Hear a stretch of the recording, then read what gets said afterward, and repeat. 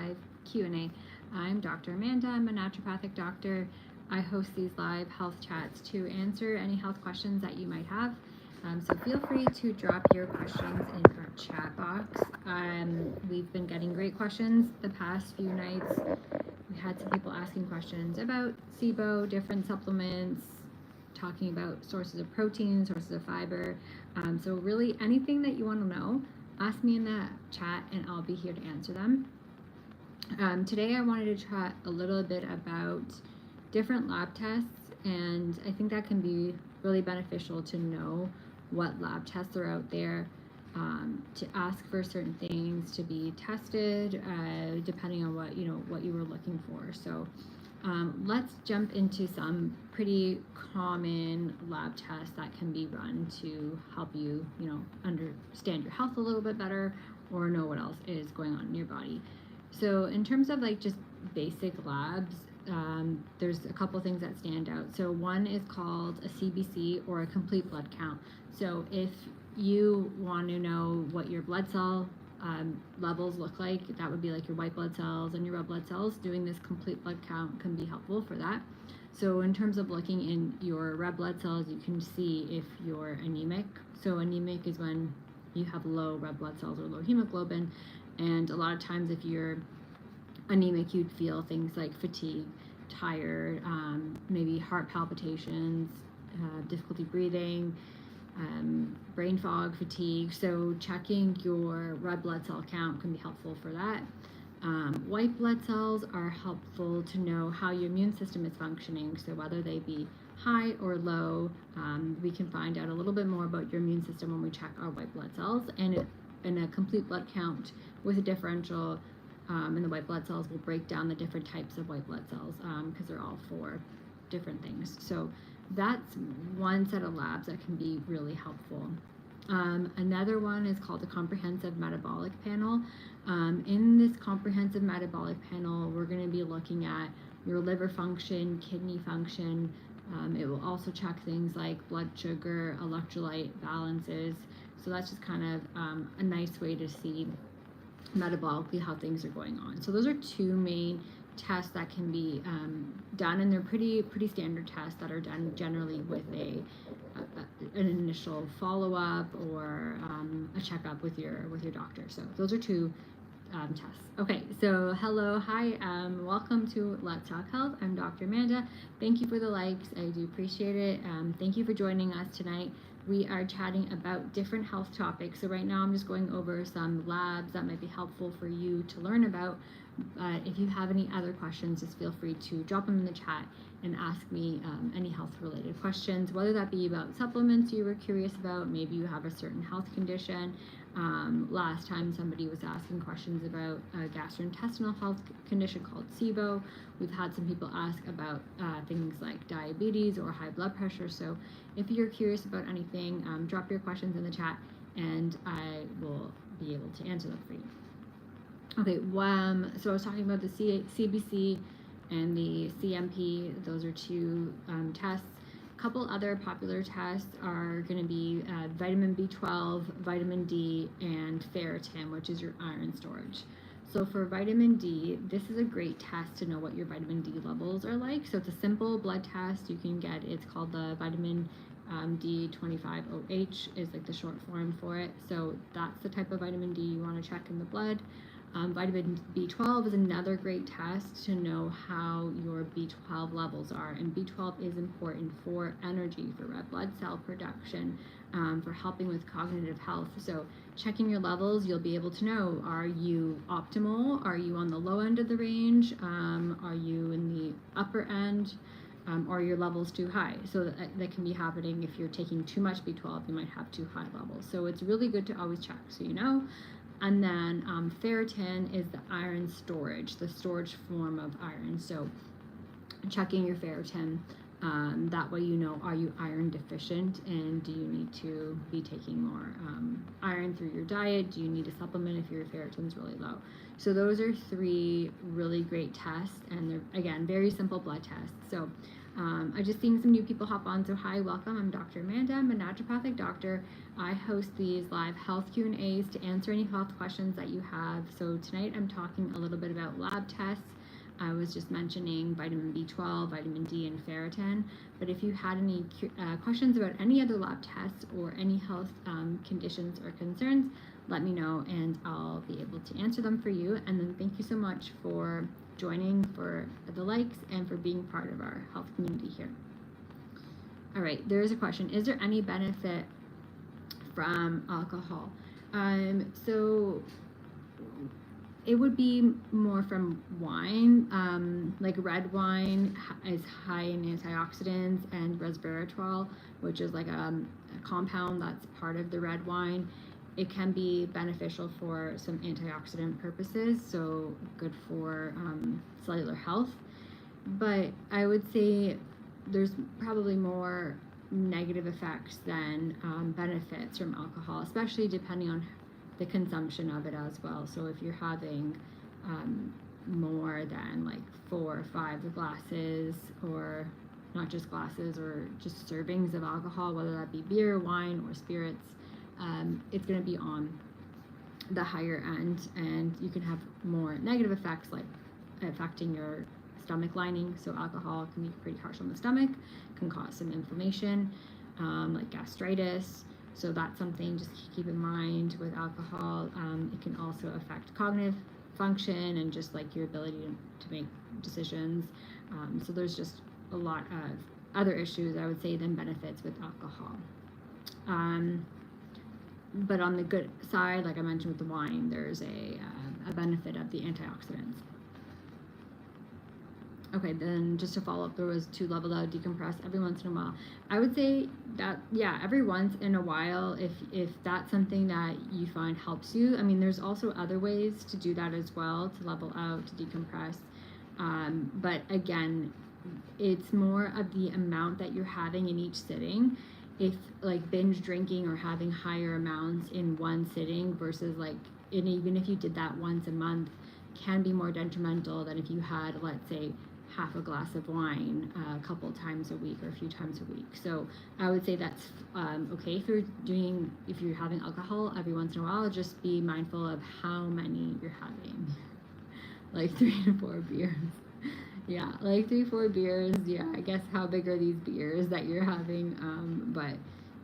And again, if you're male versus female, then that depends. And not even just that, you're also your body size too. So yeah, good questions. I'm sure that most people might have a glass of alcohol to decompress, to wind down, but I think when does it turn into a habit? And let me know if if during the pandemic and the COVID times, a lot of people I know, just from hearing different stories, ended up having a lot more alcohol during that time. So would just, not go out, and then maybe they just sit at home with their spouse, with their, friend, somebody, and they would have more alcohol because there was really nothing else to do during the pandemic. So just sitting at home, drinking.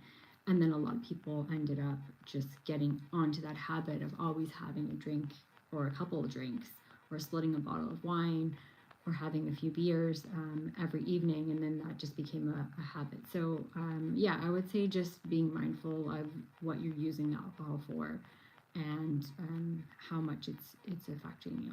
But yeah, and I think that those times were a little bit depressing for sure, and people didn't know really what to do or what was going to happen, so that was probably used as an escape.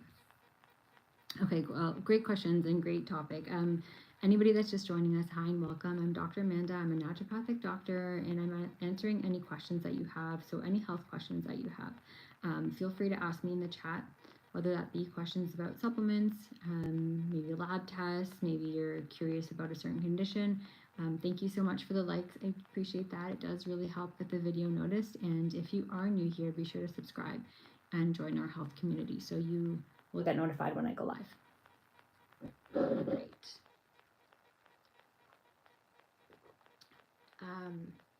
So I was talking a little bit about lab tests, so things like vitamin B12, iron, vitamin D. If you have low energy, you'd want to get those checked.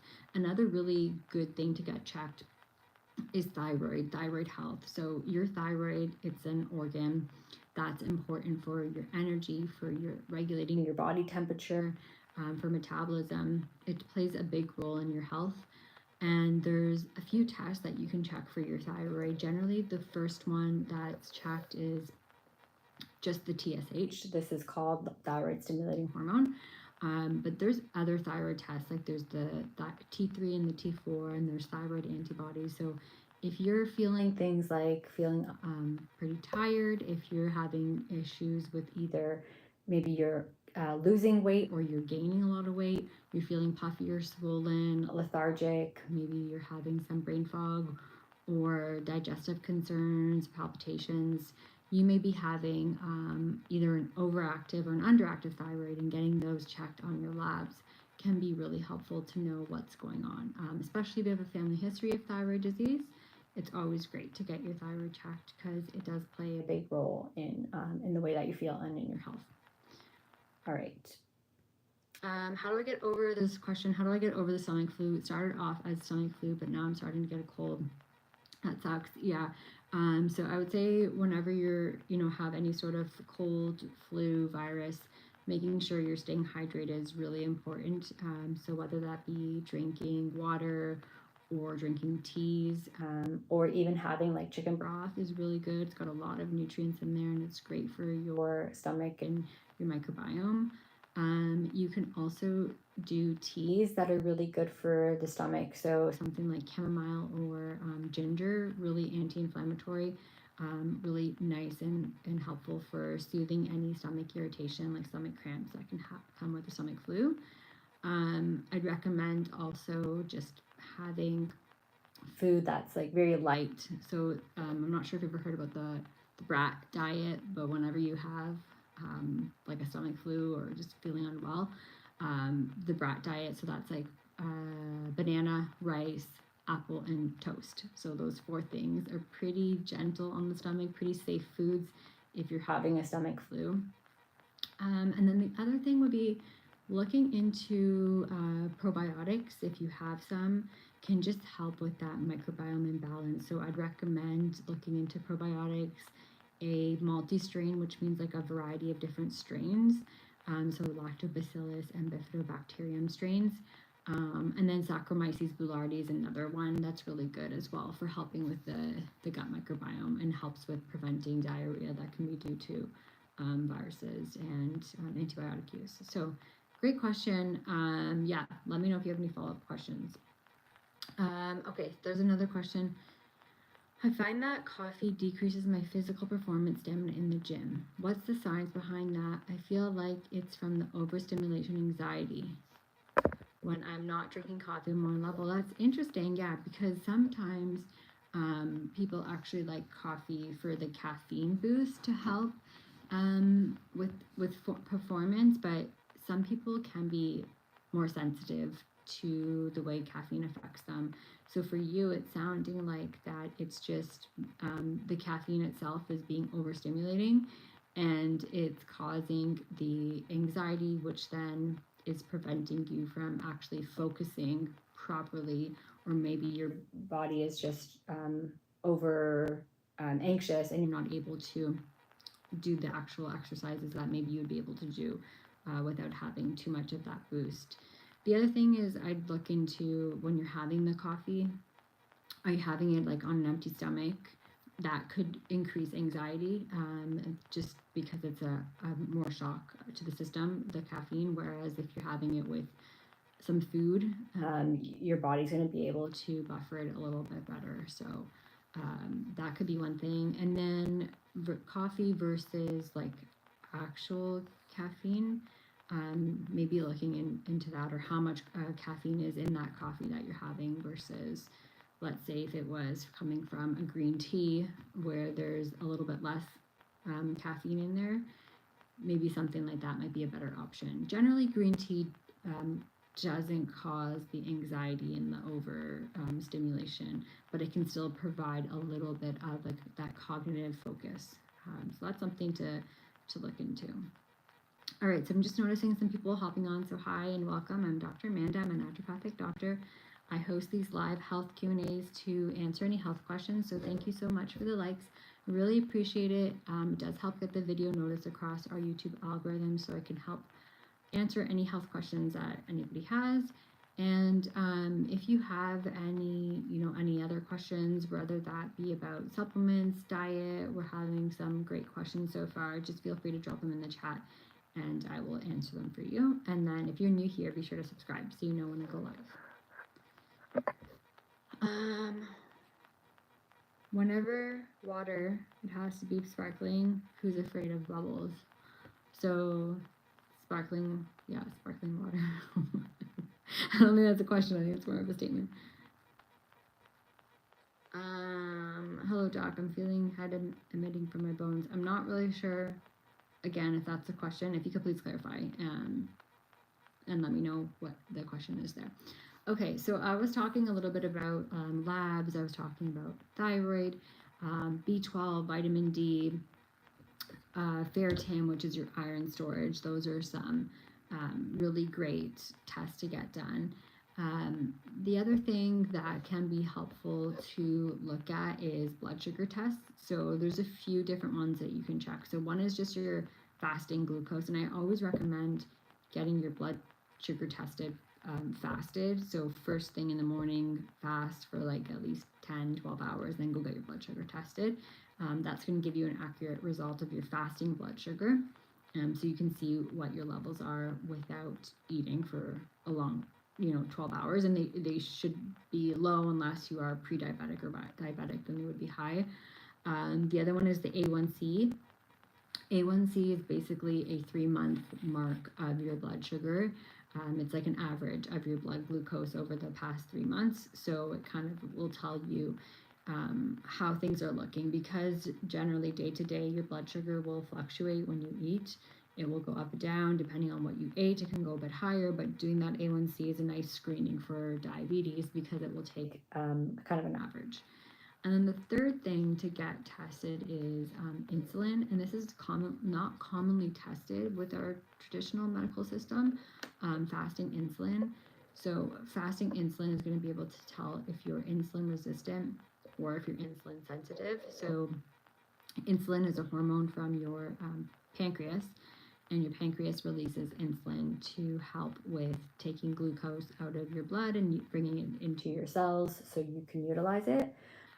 So what happens when we have insulin resistance is our body isn't responding that well to the insulin, so it needs to put out more and more insulin to try to balance out your blood sugar, and that's what's called insulin resistance. So the higher your fasting insulin, the more insulin resistant you are. So you want that fasting insulin number to be lower. You want it to be, if we're talking in the US standards, like I think on the test it says about like under 14, but really for optimal you want it like under 10, closer to an 8 for your fasting insulin, because that, like, if you think about it, if you haven't been eating for 12 hours, your body shouldn't be releasing insulin. Your body should be able to have already brought down that blood sugar. So the higher your insulin just means it's really trying to bring down your blood sugar, and your body's resistant to doing it. So that's a really great test to check, because sometimes you can be not even pre-diabetic or diabetic, but you could have insulin resistance, and it's giving you a little bit of an insight of like what's maybe to come if you don't change your diet or lifestyle. Yeah. Oh, heat. Okay, then I feel heat emitting from the bones. Yeah, so I mean, I would recommend getting this checked. If how long has this been going on? Are you just feeling like internal heat all over, specifically from your bones? Maybe looking into your thyroid, because as I mentioned, thyroid does play a role with your overall like temperature regulation. So that would be one thing to consider, looking into your thyroid and what other kind of symptoms are you having along with this. But this is a very specific thing, sounds like, that you're having. So it'd be helpful to, chat with your doctor about it and see what kind of test they would do. But one thing that might come to mind would be testing your thyroid to see how that's going.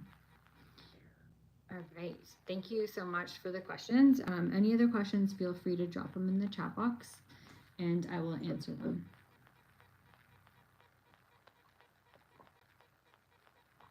All right, so I was talking a little bit about different types of lab tests. So I was just talking about blood sugar tests like insulin, A1C, glucose. Those are really good tests for checking out your blood sugar. The other test that can be helpful to check in terms of like other health functions and what you're interested in checking would be checking hormone levels. So hormones can be very beneficial to know how your body is producing these hormones, and so there are many different hormones in the body. Like insulin is actually a hormone, but these ones I'm talking about are the like testosterone, estrogen, progesterone hormones, those typical hormones that are regulate many different things in the body: energy production, cognitive health, the way if you're female, the way your menstrual cycle is, fertility, libido. So it has a lot to do with all these functions. So in terms of estrogen, actually, many people don't know this, like many males don't know this, but males actually have estrogen. So both males and females have estrogen, but females' levels of estrogen are much higher than males. So it can be helpful in both sexes to check out your estrogen level if you had any fertility concerns, if you had any mood concerns, libido concerns. For males, you wouldn't want your estrogen to be too high because that can impact things like fertility. And then for females, also don't want it like extremely high, but you don't want it low as well. In terms of testosterone, that's both males and females do produce testosterone as well. And again, something for females, you don't want testosterone too high. It can cause issues with fertility, can cause like acne, abnormal hair growth, and same thing for males. High levels of testosterone could cause that. Whereas low levels of testosterone, then you could feel like really fatigued, low libido, low muscle mass. For males, again, not being able to build muscle, lower performance. So these hormones are really great to check, especially if you're just not feeling well, if you're not feeling your best. It can be helpful to know the levels of these hormones. And then there's many things that can be done. There is hormone replacement therapy, and that would depend on like where your levels are at. If they're really low, do you need hormone replacement therapy, or can you do something like vitamins, minerals, and herbs? So for example, zinc is really good for helping with testosterone balance. And then for other things like vitamin B12, your other B vitamins can be helpful as well. So yeah, I would highly recommend, like, if you're not feeling your greatest, get your hormone levels checked, because there's so many different hormones out there, and they have a big impact on the way your body functions. All right, so just seeing some new people pop on. So hi and welcome. I'm Dr. Amanda. I host this live health Q&A. I'm a naturopathic doctor, so I try my best to give a holistic approach to anything that we chat about. So feel free to ask your questions in the chat. Thank you so much for the likes. I do really appreciate that. And then if you are new here, be sure to subscribe and join our health community. That way you get noticed when I go live, and then you can ask me your questions in the chat. All right, I'm just gonna go through some questions. Let's see. What's a non-sugary food that has a good amount of potassium? Avocado. Avocado is a really good source of potassium. It's not sugary. It's a good high fiber food, high healthy fat food. Yeah, so if you're looking for something for the potassium, avocado would be a good one. Hi, I have stringy mucus in the stool. What could be the reason? Okay, I see your question. You asked it like 5 times. So what could be the reason for mucus in the stool? That's a great question. Usually mucus in the stool is telling us there's some sort of immune reaction, maybe some immune inflammation going on. So celiac disease, I'm not sure if you know, if you have celiac disease or if you had a gluten sensitivity and potentially haven't been tested for celiac, but basically celiac is when you're allergic to gluten. So that could be a reason for causing mucus in your stool. Sometimes if there is a lot of inflammation, like in Crohn's or colitis, you could have mucus in the stool, and you usually would have other symptoms with that. Maybe a lot of diarrhea, maybe blood in your stool, feeling unwell. Those are 2 common things. The other thing, it could just be if you caught a stomach bug. So if you have a stomach flu, then that can also cause like an increased immune activity, and then that can cause mucus in the stool. Or if you were really sensitive to a certain food, you ate something, maybe that upset your stomach, or you have like a mild allergy to something, that can cause that. All right. Sorry, there was a follow-up. Can 20-year-olds have colon cancer? Yeah, as 20-year-olds can have colon cancer. If that is a concern, like you'd want to go and get a colonoscopy checked if you have that. And you said you don't have blood in your stool, so that's good. Okay, I think there was a question. How many calories are needed for an average person who's working in corporate, age 22, weight 135 pounds? So you can do like a calorie macro tracker if you just go online and pull it up and put your age in, your weight, and your activity level. So if you're working in corporate, you're probably more sedentary, and then you can check how many calories you would need based on those. So it's very like a simple calculator, and then you can then input what you want your macros to be. So that your macros are basically your protein, carbohydrates, and fat. So if you want to focus on more of a higher protein diet, if you want a low carb diet, you can put that in and it will tell you how many calories you should get from each of those food groups. Generally for, average person, like they say it's about 2,000 calories, if just a general adult. But that does vary depending on your age, your weight, and if you're male or female as well.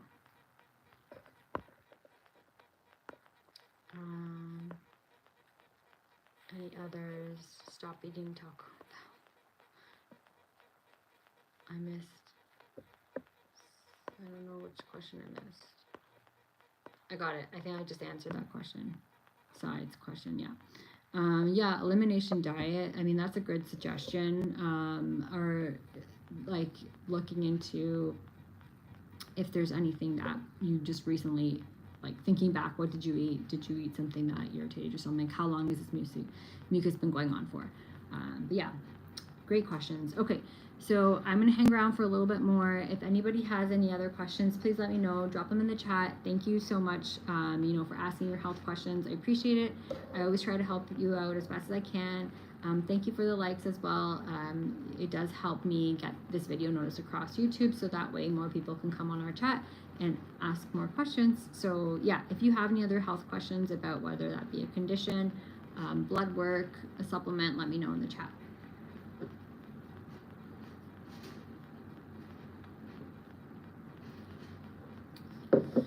All right. I think I got everything for today. So those questions.